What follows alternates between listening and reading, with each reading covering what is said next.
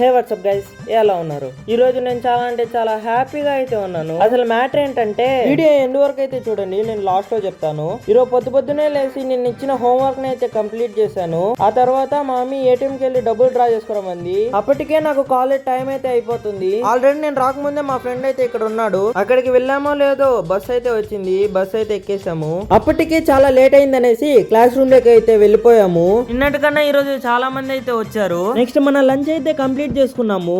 మాకు వచ్చిన టీచర్స్ అయితే మన కాలేజ్ లో లైబ్రరీ ఉందన్నారు. సరే అనేసి లంచ్ అయిన వెంటనే లైబ్రరీకి అయితే వెళ్ళాము.